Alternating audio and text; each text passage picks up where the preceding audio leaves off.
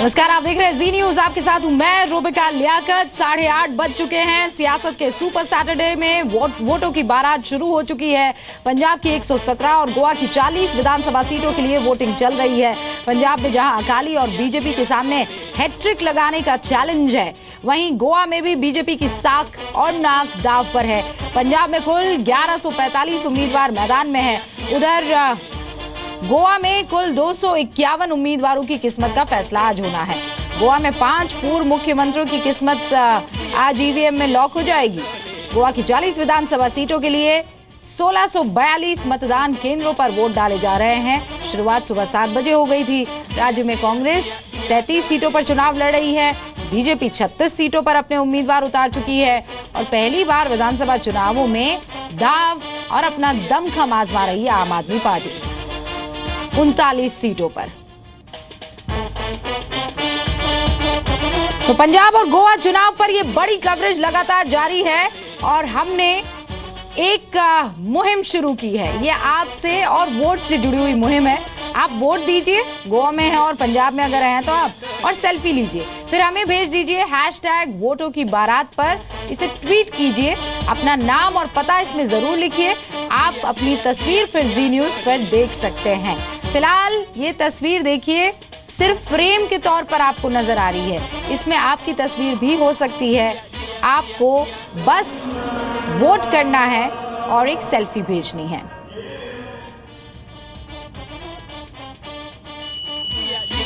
रवि त्रिपाठी, ब्रह्म प्रकाश दुबे और एहसन अब्बास हमारे साथ लगातार जुड़े हुए हैं। रवि त्रिपाठी हमारे साथ जालंधर से हैं, ब्रह्म प्रकाश हमारे साथ लुधियाना से बने हुए हैं और हमारे साथ वरिष्ठ पत्रकार रामचंद्रन जी भी यहाँ स्टूडियो में मौजूद है।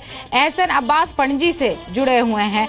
पंजाब के लोगों का क्या कहना है, क्योंकि आपसे कुछ ही देर पहले 33 मिनट पहले वोटिंग शुरू हुई है। क्या कह रहे हैं पंजाब के लोग इस बार वोटिंग को लेकर? सबसे पहले वो सुनते हैं। चाहिए, बात वोट डालना चाहिए। नई सरकार जो भी है अच्छी अपने चुननी चाहिए, क्योंकि इनका अपना मताधिकार है।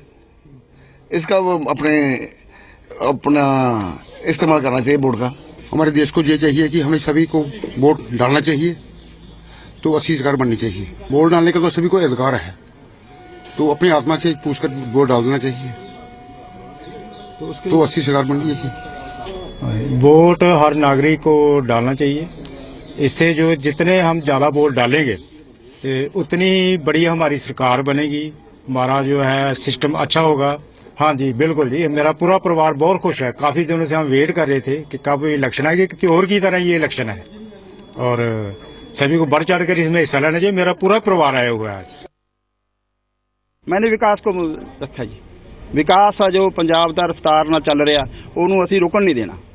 ਜਿਹੜਾ ਵਿਕਾਸ ਚੱਲਦਾ ਪੰਜਾਬ ਦੇ ਵਿੱਚ ਉਹਨੂੰ ਰੁਕਣ ਨਹੀਂ ਦੇਣਾ। ਮੈਂ ਸਾਰੇ ਪੰਜਾਬ ਦੇ ਲੋਕਾਂ ਨੂੰ ਅਪੀਲ ਕਰੂੰਗਾ ਤੁਹਾਡੇ ਚੈਨਲ ਦੇ ਰਾਹੀਂ ਵੀ ਸਾਰੇ ਵਿਕਾਸ ਨੂੰ ਵੋਟ ਕਰਨ। ਇਹ ਜੇ ਕਿਤੇ ਗਲਤੀ ਨਾਲ ਵੀ ਕੋਈ ਉਲਟ ਪੁਲਟ ਕੰਮ ਕਰ ਵੈਸੇ ਵਿਕਾਸ रुक जाना पंजाब का। बिल्कुल बहुत ज़्यादा फख्र महसूस होता हमको भी हम इस पोल महसूस अपना।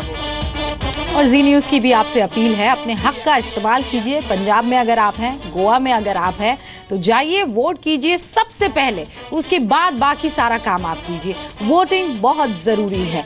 वहां गोवा के लोग वोटिंग को लेकर क्या कह रहे हैं, ये भी सुन लीजिए।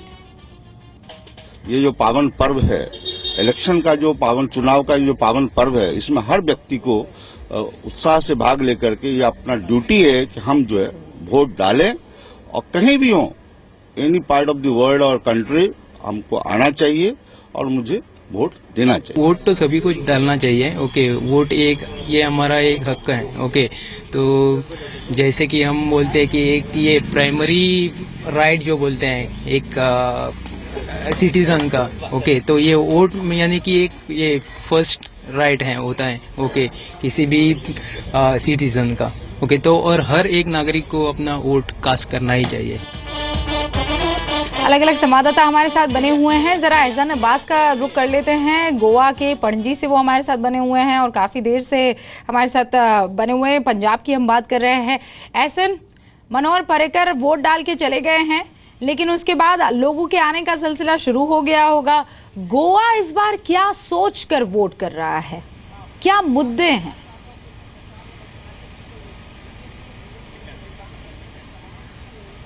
यहाँ रूबिका, रक्षा मंत्री मनोहर पर्रिकर ने जिस बूथ पर पणजी में वोट किया वहीं हम खड़े हुए हैं और यहाँ के जो मतदाता हैं, जो वोटर्स हैं, वो कह रहे हैं कि जो विकास करेगा, जो काम करेंगे कैंडिडेट्स, काम के ही बिना पर जो वो मतदाता वोट डालने का मूड यहाँ पर बनाए हुए हैं। बहुकोणी मुकाबला इस बार गोवा में है। भारतीय जनता पार्टी की साख का सवाल है और मनोहर पर्रिकर लगातार डटे हुए हैं गोवा और पूरे गोवा में। और प्रधानमंत्री नरेंद्र मोदी ने यहाँ पर रैली की, तब उन्होंने मनोहर पर्रिकर को एक रत्न कहा और कहा कि गोवा वासियों ने मनोहर पर्रिकर जैसा एक जो रत्न केंद्रीय कैबिनेट में दिया है। अमित शाह ने भी लगातार तारीफें की मनोहर पर्रिकर को। कहीं न कहीं से बीजेपी चेहरा बनाकर इस चुनाव में आगे बढ़ी है और हालांकि 4 कॉर्नर्ड यहाँ पर इस बार कंटेस्ट है। आम आदमी पार्टी पहली बार यहाँ किस्मत आजमा रही है, तो साफ है मतदाताओं के जहन में है कि किस तरह से जो कैंडिडेट्स काम कर रहे हैं उन्हीं को लेकर वोट दिया जाए। ऐसा नहीं, आप इसी को लेकर रामचंद्रन जी से सवाल ज़रूरी हो जाता है। गोवा में सबसे बड़ा मुद्दा सर करप्शन है और ये जो माइनिंग एक्टिविटीज जिसे बंद कर दिया गया, सरकार को घाटा हुआ, उम्मीदवार ओपनली ये कह रहे हैं कि हम फिर शुरू करवा देंगे। देखिए, ये जो सिलसिला माइनिंग का है काफ़ी सालों से चल रहा है। मैं 1971 में पहली बार गया गोवा, तो ये एक एक्टिविटी थी जो मेरे ख्याल में बिल्कुल हर चीज़ को डोमिनेट करती थी तब। अभी भी मेरे ख्याल में माइनिंग एक्टिविटी आपने बैन ज़रूर कर दिया है, पर ये किसी ना किसी तरह चलता रहता है। दूसरी बात ये है कि जो आम जनता की कंप्लेंट है वहाँ, वो ये है कि जो फैसिलिटीज़ टूरिज़्म के लिए मिलना चाहिए गोवा में, जो इतना ज़्यादा टूरिस्ट अट्रैक्ट करता है पूरे साल में, वो फैसिलिटीज़ वहाँ पर नहीं है और उस पर जोर देना चाहिए क्योंकि टूरिज़्म ब्रेड बटर हो गया है गोवा के सरकार के लिए। इसी से जुड़ा हुआ फिर कल्चरल प्रोटेक्शनिज्म जो है उसे लेकर वो भी एक बहुत बड़ा मुद्दा। देखिए, कल्चर मल्टी फैसेटेड है गोवा में, ये सिर्फ कोंकणी या और कोई भाषा ही नहीं है, यहाँ पर हर किस्म के लोग रहते हैं। दूसरी बात ये है कि women outnumber men as voters, और ये मुद्दा लोग ज़्यादातर बात नहीं करते हैं। देखिए, विमेन कैंडिडेट्स जो इलेक्शन पे उतर के आई हैं उनका तादाद बहुत कम है when you see the population of women and men in Goa. दूसरी तरफ ये है कि बीजेपी पहली बार सरकार में आई है गोवा में। कई सालों तक सिर्फ कांग्रेस ही होता था वहाँ पर, और वो काकोडकर फैमिली एक पुरानी होती थी जो बड़ा पॉपुलर था, और उन्हीं के पहले उनके फादर बने काकोडकर, फिर वो शशिकला काकोडकर उनकी बेटी, और ऐसे सिलसिला चल रहा था। पहली बार ये चेंज हुआ है। मेरे ख्याल में मनोहर पर्रिकर साहब को वहाँ ले जाना और उनको एक चीफ मिनिस्टर के फेस को दिखलाने का मतलब है कि डेफिनेटली उनके नाम को वो गोवा में एक्सप्लॉइट करना चाहते थे, उनकी छवि को रखते हुए उनकी। नहीं, पर मुझे लगता है ये सर वो वाली ये वो प्रॉब्लम हो गई है जहां आगे कुआं पीछे खाई या पीछे कुआं आगे खाई वाली स्थिति होगी। इसलिए सर कि अगर आप ऐसा कह रहे हैं कि हम मनोहर पर्रिकर को दोबारा लेकर आएंगे, इसका मतलब पर्रिकर को आप कहीं ना कहीं डिमीन कर रहे हैं। ये एक बहुत बड़ा प्रॉब्लम बीजेपी के लिए आपको नहीं लगता है कि हो गया है? कैसे चुनाव लड़े फिर? पर्रिकर साहब ने ये आशंकाएं ज़रूर इसके बारे में बात की है कि अगर हमको हटाने का ही अगर इरादा है तो फिर वो ठीक है, जैसे वो समझे करें, बट इसका उनको वो लगता है कि कुछ वोट्स इसके खिलाफ जाएंगी।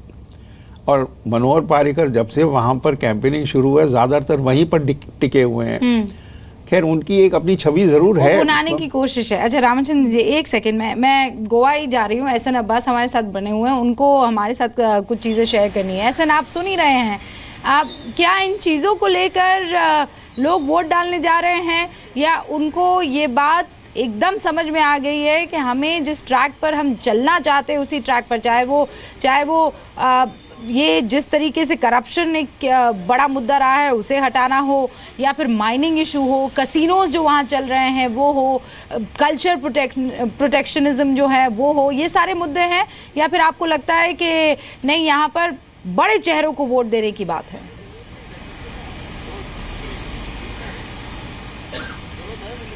देखिए रूबिका, भाषाई और कल्चर को लेकर ही जिस तरह से भारतीय जनता पार्टी में जो शुरुआती दौर में इलेक्शन से पहले जो एक तरह का जो विरोधाभास हुआ, उसी के बाद जो है वेलिंगकर का उदय हुआ और गोवा सुरक्षा मंच की स्थापना हुई।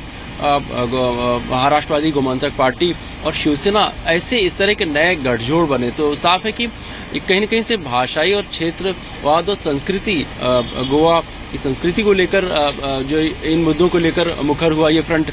लेकिन साथ ही साथ भारतीय जनता पार्टी लगातार ये कह रही कि वो विकास के ही नारे को लेकर आगे बढ़ेगी।